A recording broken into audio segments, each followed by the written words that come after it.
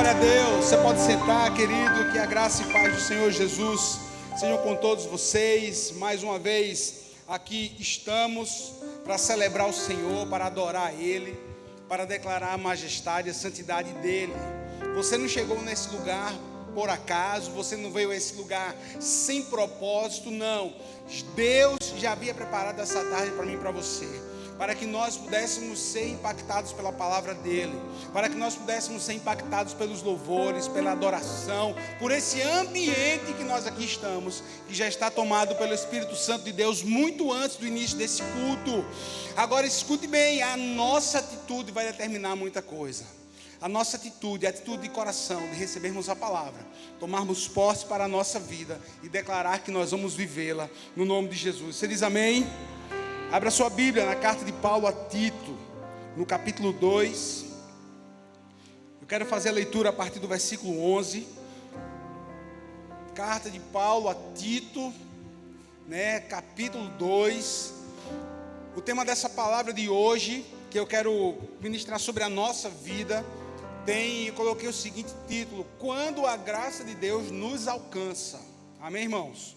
Quando a graça de Deus nos alcança. Porque a graça de Deus, irmãos, olha, é algo que a gente não consegue explicar muito bem, sabe? A definição mais conhecida é um favor que nós não conseguimos medir, é um favor imensurável, é um favor do céu, é um presente de Deus, sim, mas é muito mais do que isso, irmão. Diz respeito à nossa salvação. Graça diz respeito ao perdão dos nossos pecados, diz respeito à nossa remissão, diz respeito, a nós podermos chegar ao trono do Pai através do sacrifício de Cristo Jesus. E Paulo escrevendo a Tito, você encontrou essa palavra? Tito capítulo 2, versículo 11 diz assim: Pois a graça de Deus se manifestou, trazendo salvação a todos os homens, Ela nos ensina a abordar a impiedade, a abandonar a impiedade e as paixões mundanas, para que vivamos neste presente século, sóbria, justa e piedosamente, aguardando a bem-aventurada esperança e o aparecimento da glória do nosso grande Deus, o nosso Salvador Jesus Cristo, o qual a si mesmo se deu por nós, a fim de remir-nos de toda iniquidade e purificar para si mesmo um povo todo seu, zeloso de boas obras. Fala estas coisas, exorta e repreende com toda autoridade, ninguém te despreze. Quem diz amém por essa palavra? Irmãos, aqui é Paulo escrevendo a Tito, um filho na fé, um discípulo que estava ali tendo a oportunidade de ser discipulado por Paulo. E eu quero de forma muito simples e direta ministrar algumas coisas sobre a minha vida e sobre a sua vida. Eu escrevi essa palavra em uma das minhas devocionais, em um momento que eu estava buscando a Deus, e fui ministrado por essa palavra. Eu quero trazer para você. Se você deseja aí anotar, ou se você está aí fazendo a sua anotação no seu telefone, uma das primeiras coisas que eu aprendo com esse texto é que nós fomos redimidos pela graça de Deus, de forma simples e direta. Nós fomos salvos pela graça de Deus. Nada que o homem possa fazer, nada que você possa fazer, você que está aqui, quem sabe nos visitando, você quem sabe está aqui nos assistindo através da internet, nada que nós possamos fazer por esforço próprio tem a capacidade de nos salvar. Nada disso, irmão. Veja só, salvação, querido, veja bem, salvação é pela graça de Deus, é um favor de Deus para toda a humanidade. Não vem das nossas forças, não vem das nossas obras, não vem de nós mesmos, não. Nada que nós possamos fazer nos conecta a Deus. É por isso que todos os homens precisam de Jesus. Foi através do sacrifício dele na cruz. Aí como nós devemos lembrar dessa raiz, do sacrifício da cruz de Cristo.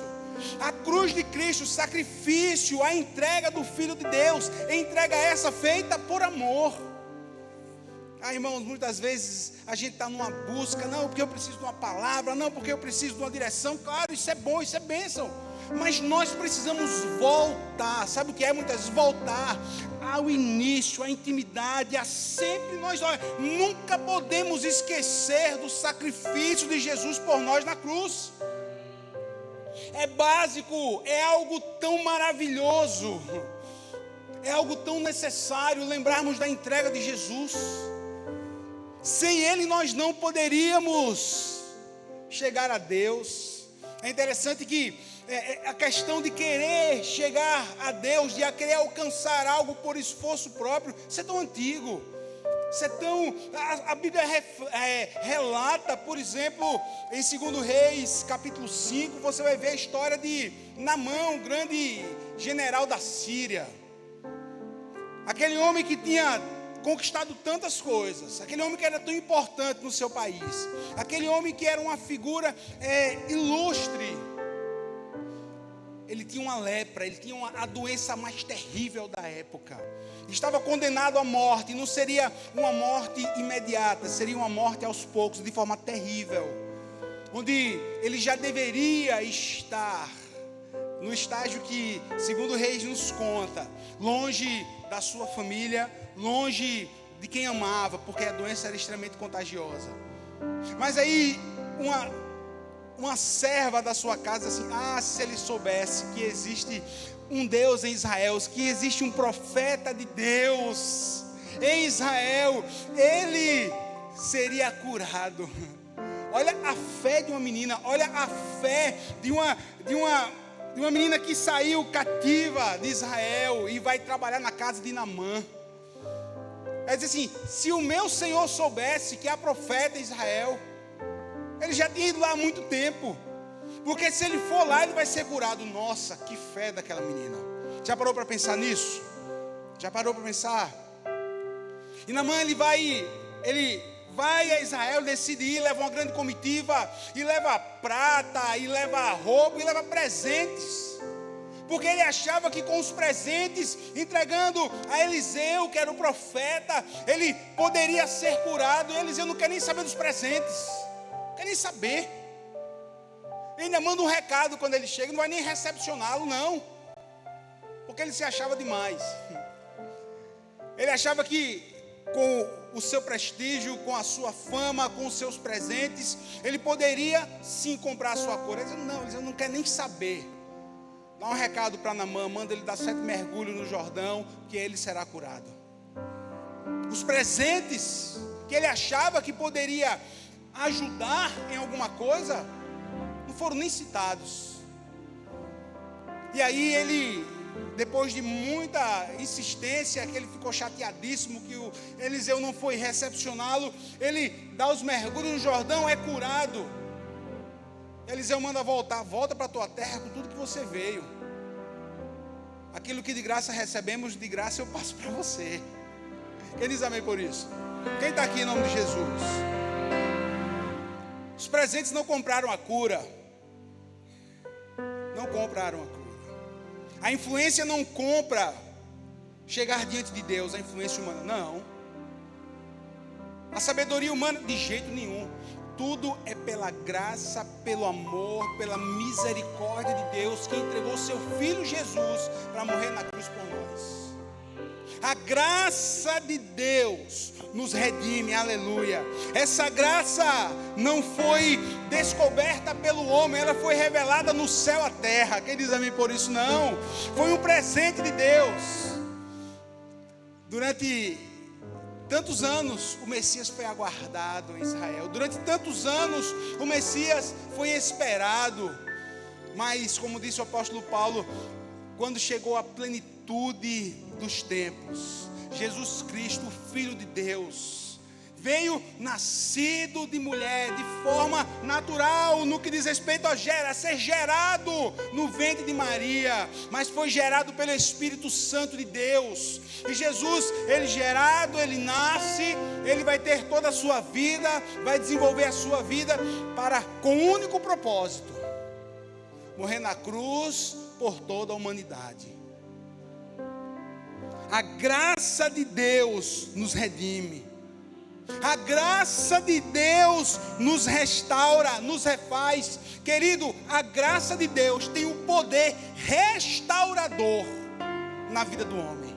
Quantas pessoas, quantos testemunhos, se eu passasse esse microfone aqui na igreja, quantos testemunhos de pessoas que chegaram nesse lugar arrasados, detonados, que não tinham mais alternativa, não sabia mais qual a direção tomar na sua vida, e chegaram, ouviram a palavra de salvação, a palavra de restauração, e hoje são novas pessoas em Cristo Jesus. Agora pessoas restauradas, agora pessoas saradas, agora pessoas curadas, agora pessoas direcionadas para cumprir o propósito de Deus aqui nessa terra. Você pode aplaudir Jesus aí no seu lugar, querido? Aplauda Jesus, aleluia, aleluia. A presença, querido, a presença de Jesus revela o verdadeiro sentido da nossa vida. A presença de Jesus nos revela o verdadeiro sentido da nossa vida, aleluia. A graça de Deus nos dá acesso à presença do propositor da vida, que é Deus. E na presença do propositor eu encontro o verdadeiro propósito de se viver aqui nessa terra. Na presença do propositor, na presença do Deus Todo-Poderoso.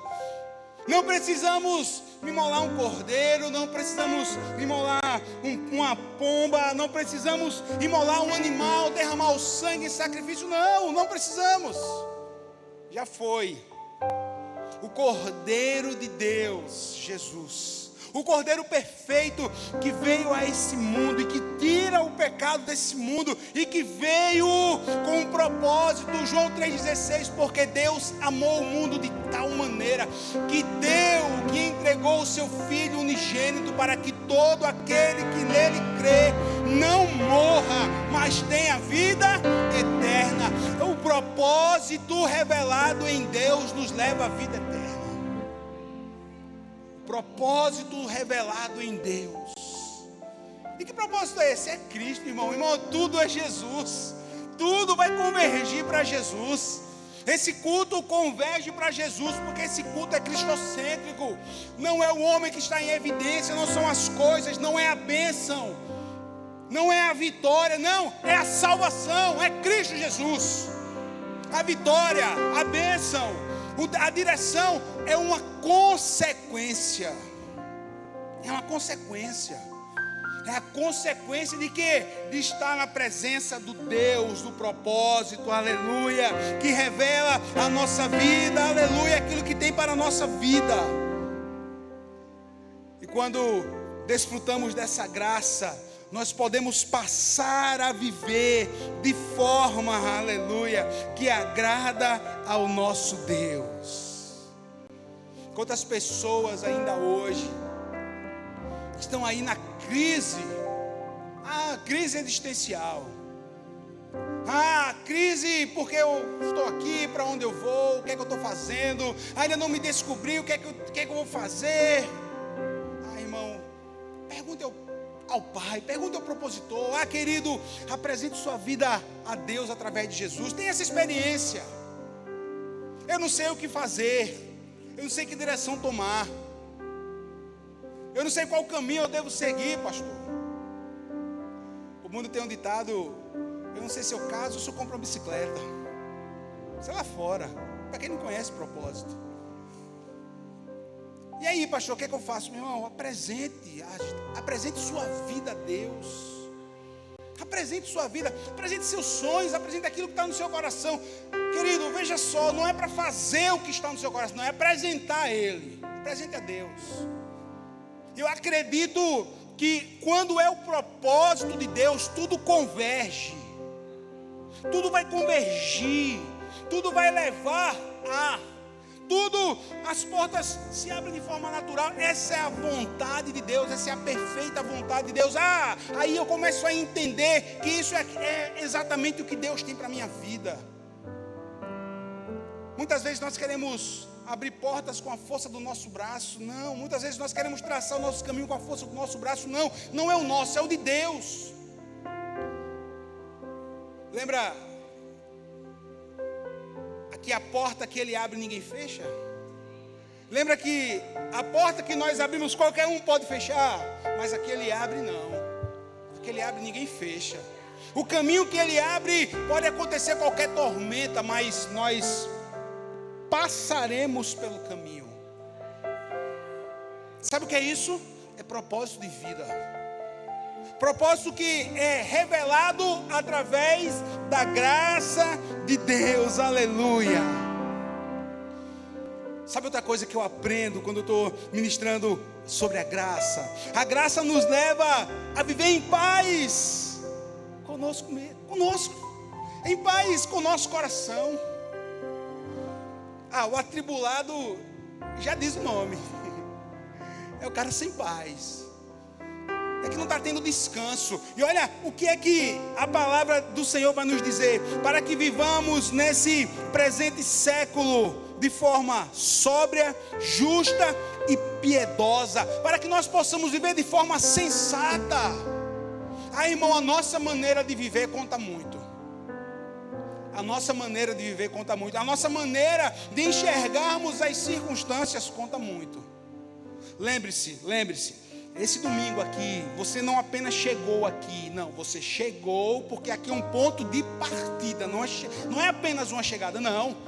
Aqui é um ponto de partida para a nossa semana. A forma como você vai viver a sua semana que começa hoje vai contar muito, e as pessoas estão olhando para você, porque nós somos o bom perfume de Cristo, nós somos sal da terra, nós somos luz desse mundo,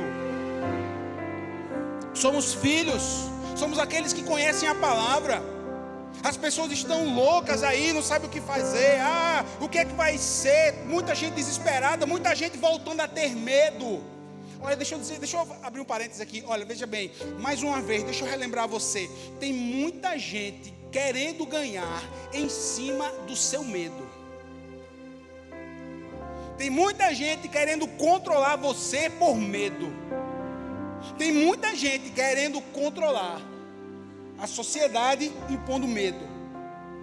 Nós não temos medo, porque Deus não nos deu o espírito de medo. Não. Nós temos o espírito de ousadia. Glória a Deus. Glória a Deus. Deus nos deu um espírito de ousadia. Não, meu irmão, que isso? Pode vir aí a 24ª onda do Covid. Pode vir aí o que quer que seja. Nós tomamos cuidado porque estamos nessa terra, mas continuamos o nosso trabalho, continuamos vivendo os nossos sonhos, continuamos adorando a Deus, continuamos a vir à igreja.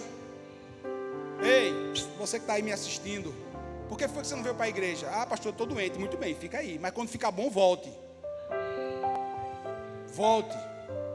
Pastor, eu estou viajando. Muito bem, quando chegar, volte. Quando chegar, volte. Você que está aqui, que ainda nunca, que está nos assistindo, que não fez uma visita, tem aqui uma cadeira esperando você.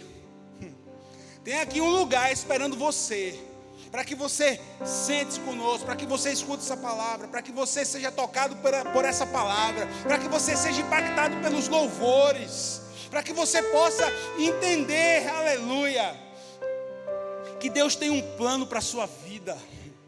Deus tem um plano para você.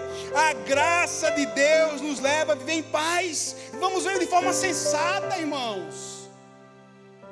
Irmão, em nome de Jesus, lembre-se, vamos levar uma palavra de paz, de equilíbrio. Não sabemos o que nos espera amanhã. Não sabemos o que nós iremos viver depois de amanhã. Mas eu não vou me desesperar. Eu não vou arrancar os meus poucos cabelos. Eu não vou entrar em parafuso, sabe por quê? Porque esse caminho que nós vamos trilhar, esse caminho que nós vamos percorrer, eu creio na palavra onde o Senhor diz, lá no livro de Josué, esse caminho que vocês não conhecem, eu conheço. Esse caminho que vocês vão percorrer, eu já percorri. Eu creio que Jesus está conosco, irmãos. Quem aqui também crê? Você não esqueceu não, né, que Ele é o Deus Emanuel? Se você ler 2 Coríntios capítulo 10, você vai ver que Paulo vai fazer um resumo da história do povo de Deus quando sai do Egito. E vai dizer que o povo foi batizado na nuvem do Senhor. Houve um batismo na nuvem. Atravessaram o mar. Houve um batismo no mar. Houve um batismo diferente totalmente do batismo nas águas. O povo atravessa o mar vermelho a pé enxuto. Não precisou mergulhar, mas atravessaram. Entraram no mar e saíram do mar. Foram batizados na nuvem. E Deus, depois Ele vai mandar o maná. Oh, irmão, veja bem, tudo isso é um simbolismo. Tudo isso é um Antigo Testamento que estava cortinado ainda o Novo, mas depois com Jesus foi descortinado. Batismo, atravessar o Mar Vermelho, sair do Mar Vermelho. Depois o maná que o Senhor mandou do céu, ceia. A água que jorrou da rocha. Tudo isso dali estava apontando simbolismo para o Novo Testamento. E é interessante que quando nós vamos ler o capítulo,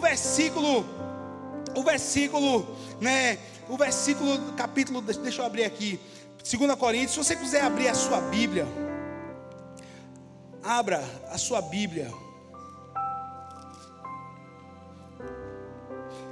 1 Coríntios, na verdade, capítulo 10. 1 Coríntios capítulo 10, versículo 1. Irmãos, não quero que ignoreis o que os nossos pais estiveram todos debaixo da nuvem, e todos passaram pelo mar. Todos foram batizados em Moisés, na nuvem e no mar. Todos eles comeram da mesma comida espiritual e beberam da mesma bebida espiritual, pois bebiam da pedra espiritual que os seguia, e essa pedra era Cristo. Como assim, pastor? A pedra os seguia assim, irmão. Toda vez que o povo montava acampamento, que levantava acampamento, os levitas eram encarregados de montar ali o tabernáculo. E na montagem do tabernáculo eles sempre procuravam, sabe o que? Uma pedra que seguia o povo. A pedra simboliza o próprio Cristo. Ah, pastor, nunca tinha tentado. Uma pedra que seguia o povo era uma pedra. Você depois estuda o livro de Números, de Levítico e Deuteronômio. Mas aqui Paulo está dizendo que a pedra que Cristo seguia o povo durante os 40 anos que eles estavam no deserto. A pedra que os seguia. Sabe que pedra é essa? É Cristo. Sabe quem é que está comigo e com você hoje? É Cristo. Sabe quem estará comigo e com você amanhã? Cristo Jesus. Então, não temeremos o amanhã, pois desfrutamos da graça de Deus. Você vai aplaudir a Jesus, aplauda com vontade, irmão. Glória a Deus. Glória a Deus. A graça nos leva a viver em paz conosco. Aleluia. Irmãos, o nosso padrão não é mais o padrão do mundo, é o padrão de Deus. O que nos alimenta não é mais o que o mundo tem a oferecer. Não. O que nos alimenta é a palavra de Deus. O que nos alimenta é a presença de Deus. Passamos a viver de forma que nós não nos contentamos mais com a maré desse mundo. Sabe por quê, irmão? O mundo, a princípio, é até atraente, mas quem já pisou no Santo dos Santos, irmão? Quem já desfrutou da presença do Pai? Quem já desfrutou da presença de Jesus? Não tem como. Não tem como. As propostas são diárias, acontecem sempre. Mas quem já provou dessa água? Quem já teve a sua sede saciada pela água da vida que chama-se Cristo, e não precisamos ficar bebendo de pouquinho em pouquinho de uma água que vai matar a sede de forma, sabe como? De forma pausada. Não, do nosso interior flui um rio de águas vivas, e que em todo tempo nos supre, e que em todo tempo nos alimenta, e que em todo tempo mata a nossa sede do coração. E do seu interior fluirão rios de águas vivas. Querido, em nome de Jesus, que nos seus momentos nessa semana de devocional, que nos seus momentos de adoração, de louvor, você possa agradecer por esse rio de água viva que flui do seu coração. A graça de Deus, aleluia, faz com que eu possa compreender as pessoas. Afinal de contas, foi exatamente isso que Paulo falou, para que vivamos nesse presente século de forma sóbria, justa e piedosa, aleluia. Viver em paz com as pessoas. Irmãos, o tempo hoje parece um barril de pólvora, não é, irmão? E que alguém já está acendendo aí um fósforo, falta pouco para o negócio explodir. Não, irmão, nós somos mensageiros da paz.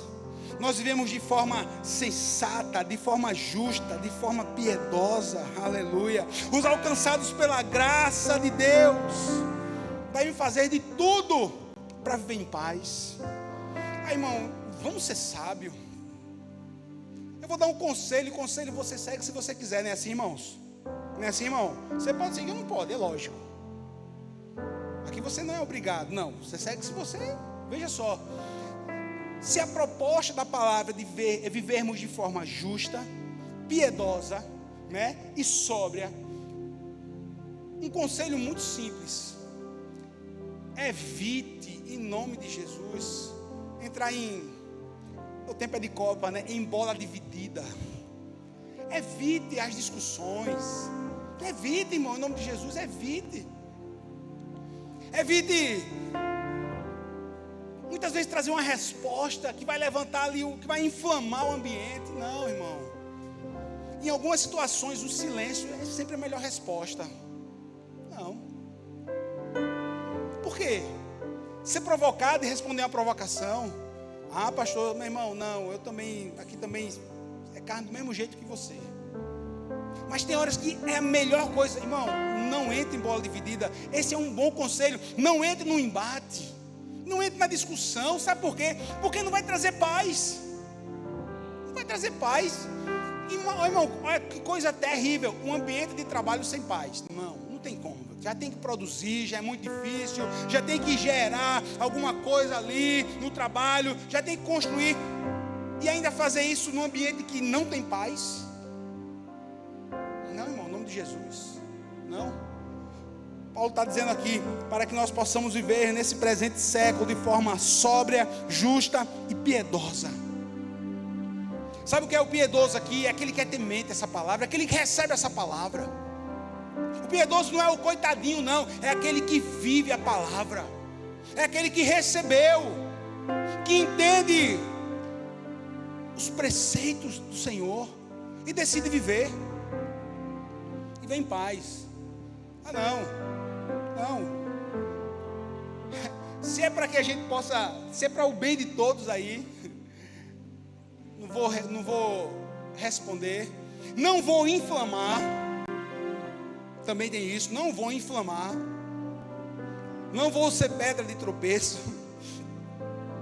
não vou ser o início de uma discussão, não, meu irmão, seja aí, dê início, né, a boas conversas que levam sempre a paz de Deus, que vão levar sempre uma palavra de ânimo, uma palavra de alegria.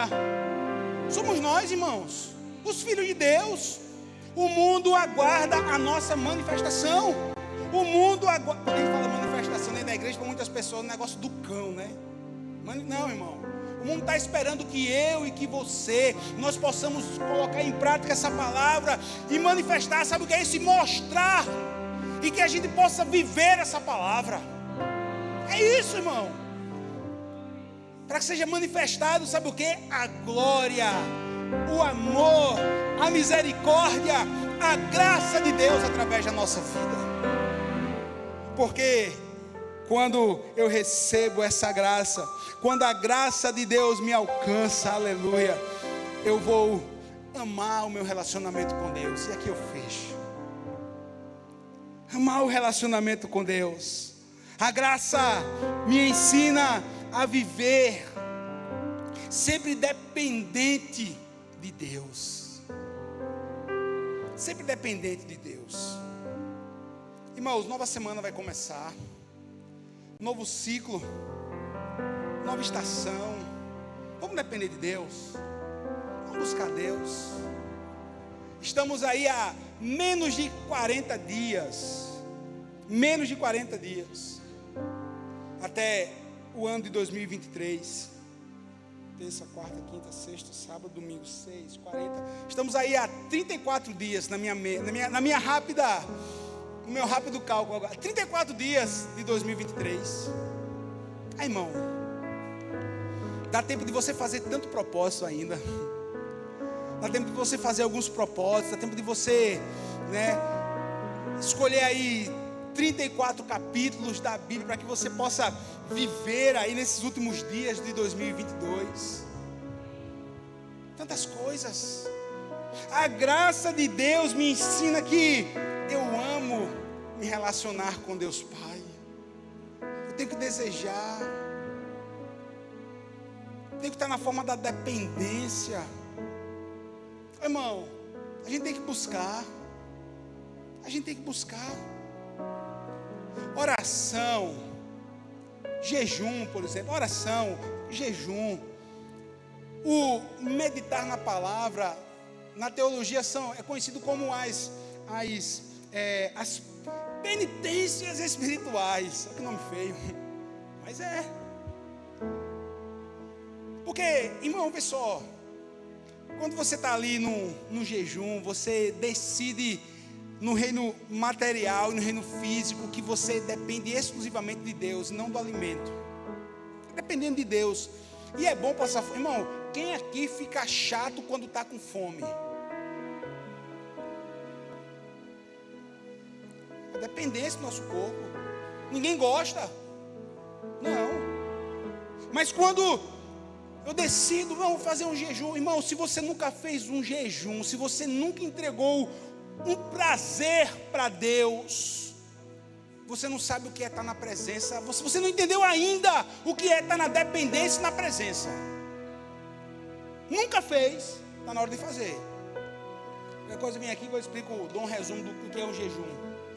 Não tem jejum, escute, não existe, vou fazer um jejum de Netflix. Eu não como Netflix, nem você.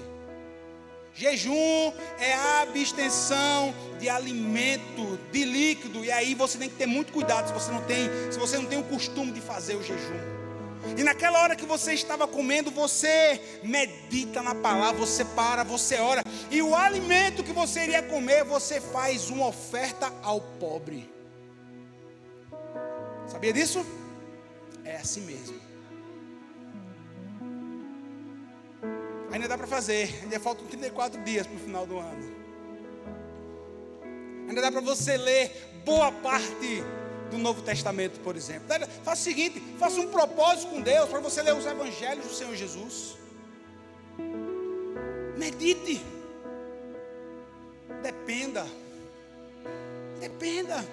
Peça direção a Ele e tenha experiências com Deus. Eu não tenho costume, pastor, não tenho costume de orar. Quando eu paro para orar, vem tanta coisa na minha cabeça. Eu lembro que deixei a roupa para lavar. Eu lembro que tem uma pia de prato para lavar. Eu lembro que eu não paguei uma conta. Eu lembro que eu devia ter dado uma resposta para alguém que me pediu algo no WhatsApp. Eu retornar uma ligação. E tudo isso vem na mesma hora que eu parei para orar. E o que é que eu faço? Continue. Abra sua boca ali, baixinho. Se você estiver sozinho na sua casa, fale da forma que você quiser. Mas em nome de Jesus, comece a falar com Deus. Eu não sei orar. Sabe que você sabe falar, filho. Sabe? Abra sua boca. Deus conhece você. Comece aos poucos. Não, meu irmão. A gente começa pequeno, depois nós nos tornamos grandes na oração. É desse jeito. Mas pare, ore, medite, vença esses primeiros minutos iniciais de um tempo de oração, onde você vai lembrar de tudo aquilo que você devia fazer e não fez, mas depois que você atravessa esses poucos minutos, irmão, é um um negócio de Deus. É tão bom. Muitas vezes paramos para orar entristecidos, um coração pesado. Muitas vezes não estamos muito bem, mas depois quando nós acabamos, irmão, já há um bálsamo do Senhor que veio do céu à terra. Pastor, eu senti que a minha oração não passou do teto. Ainda bem que foi apenas um sentimento, porque fé não é um sentimento. Eu posso até sentir que não passou do teto, mas eu tenho fé, eu acredito, eu creio que atravessou o céu, que rasgou as nuvens, que chegou direto no trono de Deus, e Deus ouviu, e a resposta vai chegar.